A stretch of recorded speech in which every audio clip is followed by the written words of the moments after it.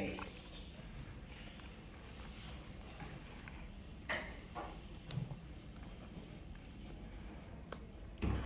Ligeia, a tale of mystery and imagination by Edgar Allan Poe. I cannot for my soul remember how, when, or even precisely where I first became acquainted with the Lady Ligeia. Perhaps I cannot now bring these points to mind, because in truth the character of my beloved, her rare learning, her singular cast of beauty, and the thrilling and enthralling eloquence of her low musical language made their way into my heart by paces so steadily and stealthily progressive that they have been unnoticed and unknown.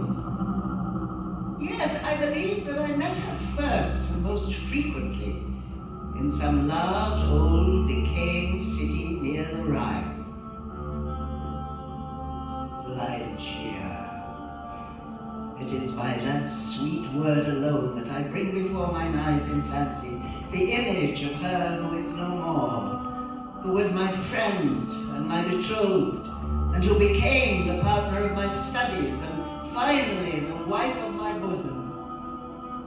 And indeed, if ever the wan and misty-winged Astophet of idolatrous Egypt presided, as they tell, over marriages ill-omened, then most surely she presided over mine.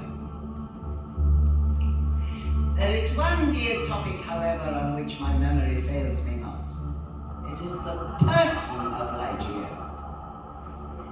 In stature she was tall, somewhat slender.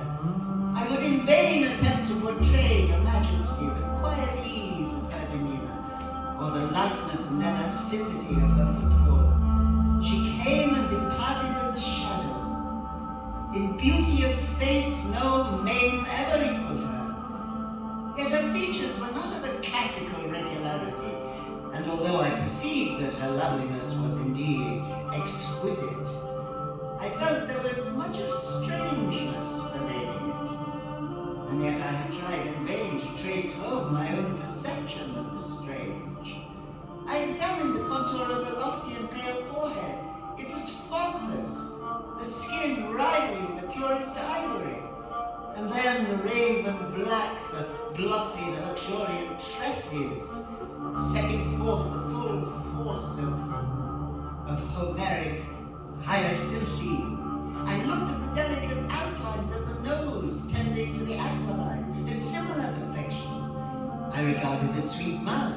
Here was indeed the triumph of all things heavenly. The magnificent turn of the short upper lip, the soft, voluptuous slumber of the lower, the dimples which sported and the color which spoke, the teeth glancing back with a brilliancy almost startling the holy light of her most radiant of all smiles.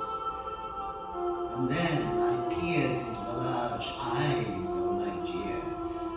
They were, I believe, larger than the ordinary eyes of our own race.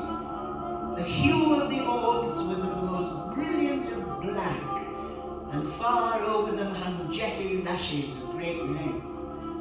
The strangeness, however, which I found in the eyes was of a nature distinct from the color or the brilliancy, and must be referred to the expression. Ah, the expression of the eyes of Ligeia. How for long hours I have struggled to fathom it. That profound something which lay within the pupils of my beloved. What was it? Of all the women whom I have ever known, she, the outwardly calm Ligeia, was the most violently a prey to the tumultuous vultures of passion. And of such passion I could form no estimate save by the miraculous expansion of those large and luminous eyes, by the almost magical melody of her very low voice, and by the fierce energy of the vivid words which she habitually uttered.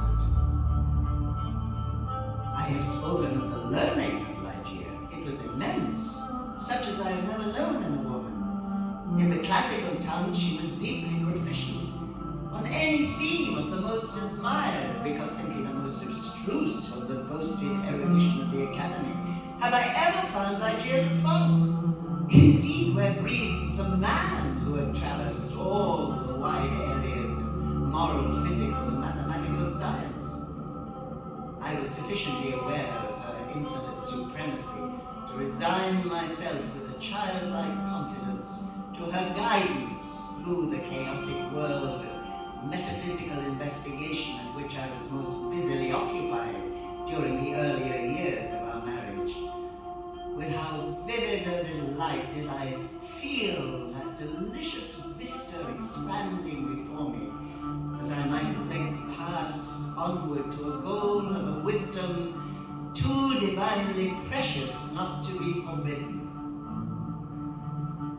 How poignant, then, must be the grief with which, after some years, I beheld my well-grounded expectations take wings in themselves and fly away.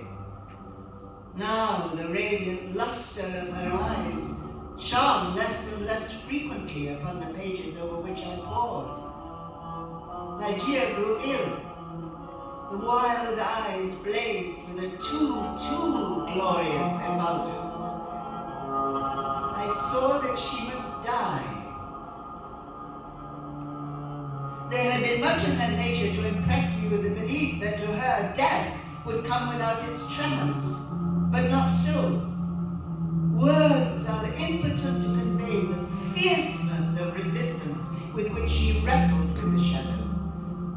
That she loved me I should not have doubted, but in death only was I fully impressed with the strength of her affection.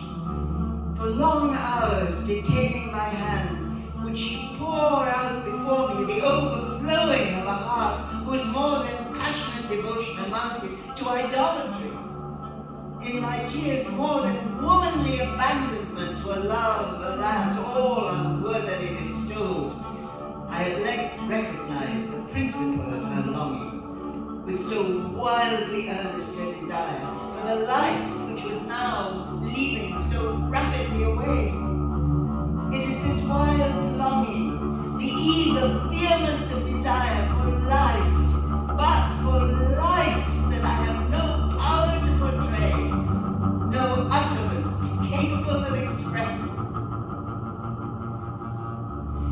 At high noon of the night on which she departed, she beckoned me peremptorily to her side. She bade me repeat certain verses composed by herself not many days before, and I obeyed her. They were these. Lo, 'tis a gala night within the lonesome latter years, an angel throng, bewinged, bedight in veils, and drowned in tears, sit in a theatre to see a play of hopes and fears, while the orchestra breathes fitfully the music of the spheres. Minds in the form of God on high mutter and mumble low, and hither and thither fly.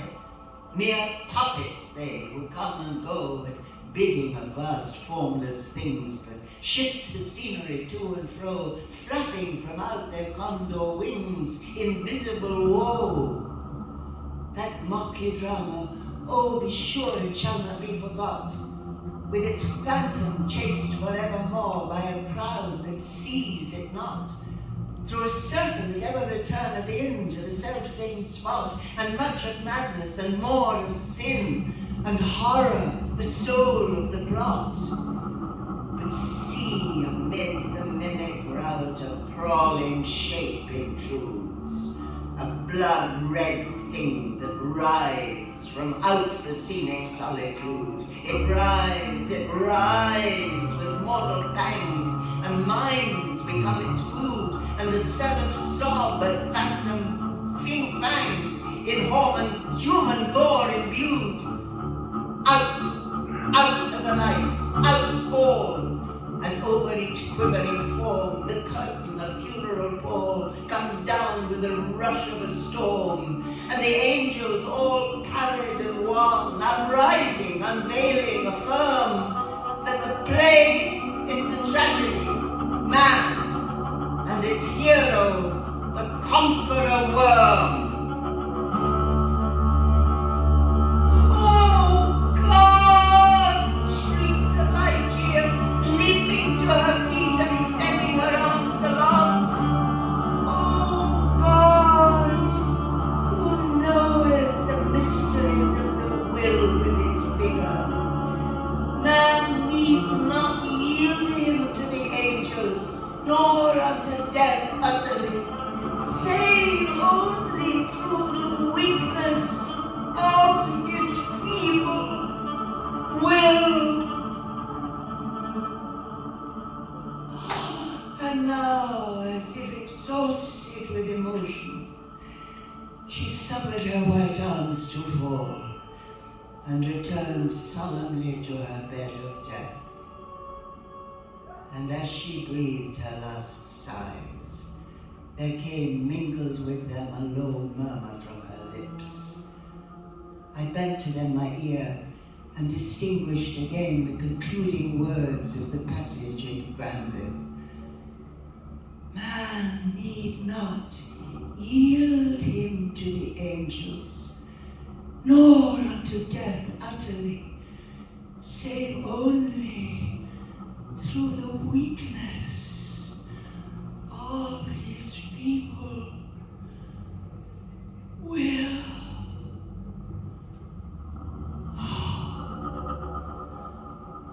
She died, and I, crushed into the very dust with sorrow, could no longer endure the lonely desolation of my dwelling in the decaying city by the Rhine.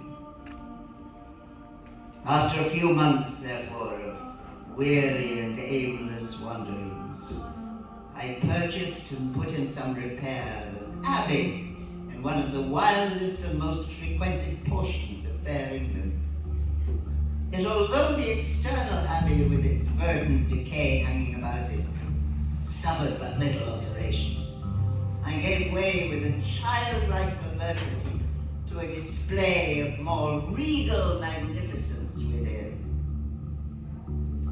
I had become a bounden slave in the trammels of opium, and my labors had taken a coloring from my dreams. Let me speak only of the one bridal chamber, ever accursed, whither in a moment of mental alienation I led from the altar as my bride, as the successor of the unforgotten Ligeia, the fair-haired and blue-eyed Lady Rowena Trevanion of Tremaine. That bridal chamber lay in the high turret of the castellated abbey, and was pentagonal in shape, and of a capacious size. The ceiling of gloomy-looking oak was excessively lofty, and elaborately fretted with gorgeous specimens of a semi-Gothic design. From it depended by a single chain of gold with long links, a huge censer of the same metals, with many perforations out of which writhed a continual succession of parti-colored flames. There was, too, the bridal couch of an Indian model, and sculpted of solid ebony, with a pall-like canopy above. The lofty walls, gigantic in height, were hung in vast folds with a heavy and massive tapestry of the richest gold and cloth of gold, spotted all over with arabesque figures in patterns of jetty black.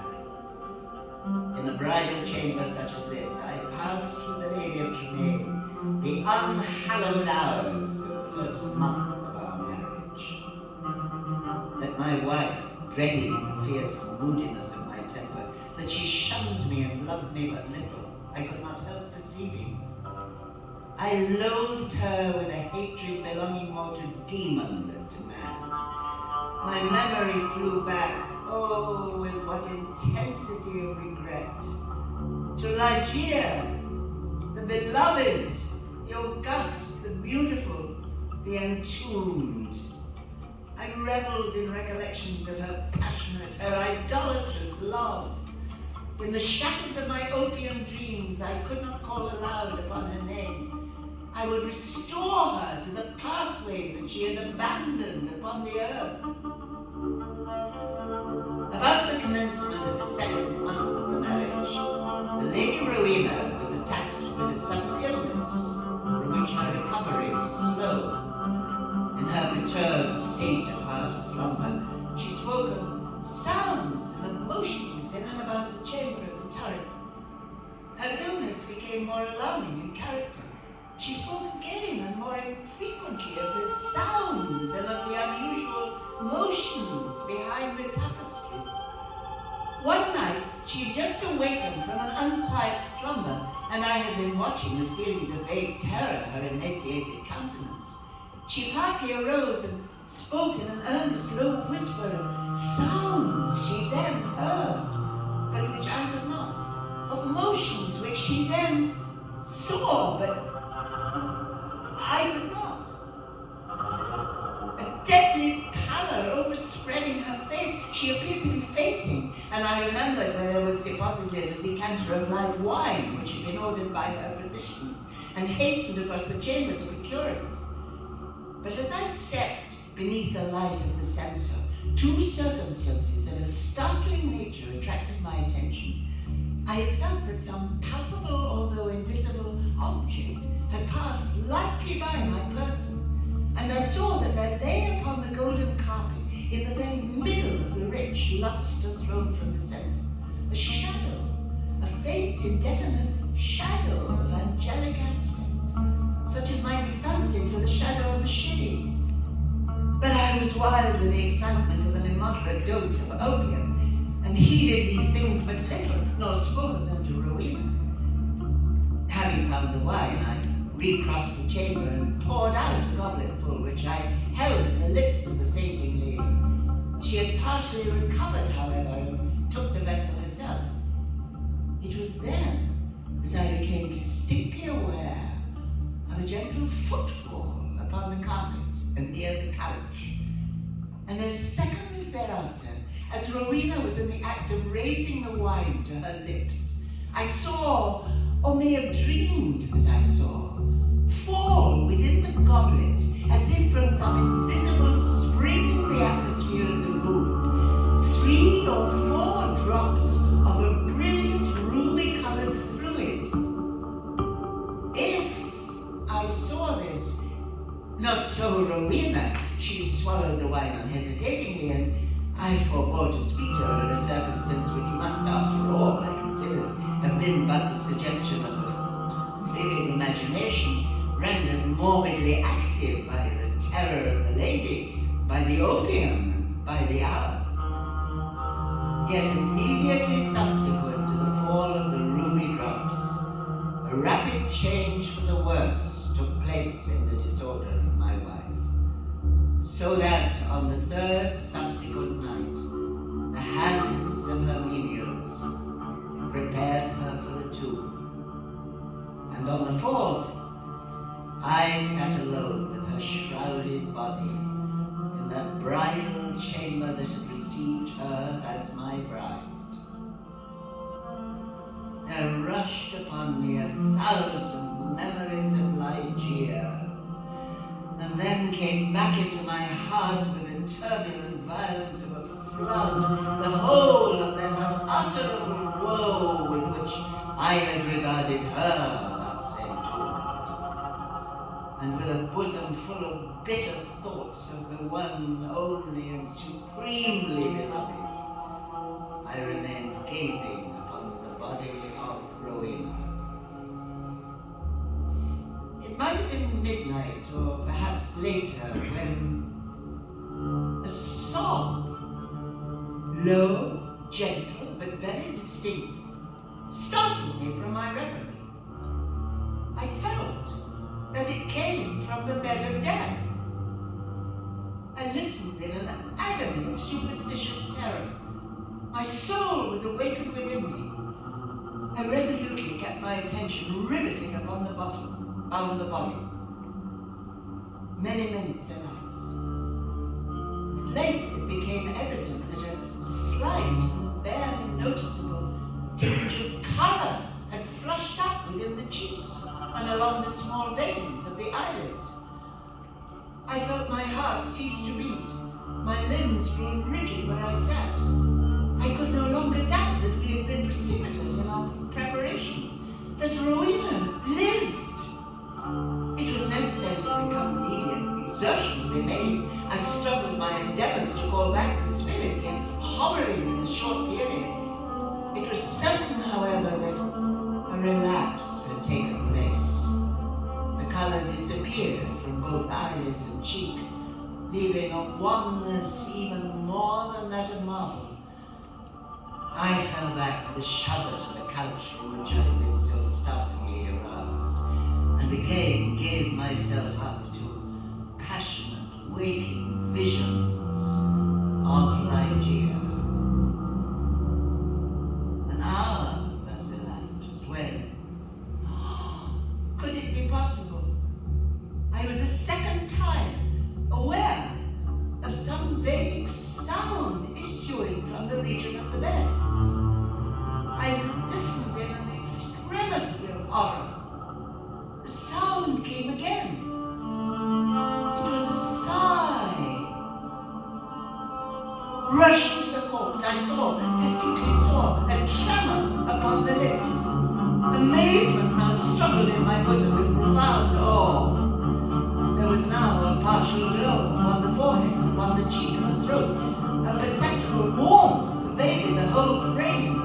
There was even a slight pulsation of the heart. The lady lived, and with redoubled ardor I betook myself to the task of restoration. But in vain. Suddenly the color had fled. The pulsation ceased. The lips returned to the expression of the dead, and the whole body took upon itself the icy chillness, the livid hue, the intense rigidity of that which had been for many days a tenant of the tomb. And again I sunk into the visions of Ligeia. And again, oh, marvel that I shudder as I write it, again there reached my ears a low sob from the ebony bed. Time after time, until the period of grey dawn, the hideous dream of revivification was repeated. Each relapse was only into a sterner and apparently more irredeemable death. Each agony wore the aspect of a struggle with some invisible foe, and each struggle was succeeded by a know not what of wild change in the personal appearance of the corpse. I remained sitting rigidly upon the bottom, a helpless prey to a whirl of violent emotions, of which extreme awe was perhaps the least terrible. Let me hurry to a conclusion. The corpse had stirred, and now more vigorously than ever. The hues of life flushed up with an unwonted energy into the countenance. The limbs relaxed, and save that the eyelids were yet pressed heavily together, and that the bandages and draperies of the grave still imparted their charm or character to the figure, I might have dreamed that Rowena had indeed shaken off utterly the fetters of death. I could doubt it no longer when, arising from the bed, tottering with feeble steps, and with the manner of one bewildered in a dream, the thing that was enshrouded advanced boldly and palpably into the middle of the apartment. I stirred not, but gazed upon the apparition. There was a wild disorder in my thoughts. Could it indeed be the living Rowena who confronted me? Could it indeed be Rowena at all? The fair-haired, the blue-eyed Lady Rowena Trevanion of Tremaine? Why should I doubt it?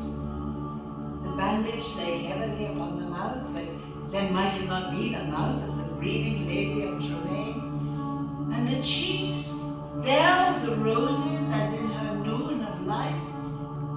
Yet might there not be the fair cheeks of the living lady of Tremaine? But had she not grown taller since her malady? What irrepressible madness seized me with that thought? One bound and I had reached her at last. I reached her feet. Shrinking from my touch, she let fall from her head unloosened the ghastly settlements which had confined it, and there, streaming forth into the rushing atmosphere of the chamber, huge masses of long and disheveled hair. It was darker than the raven wings of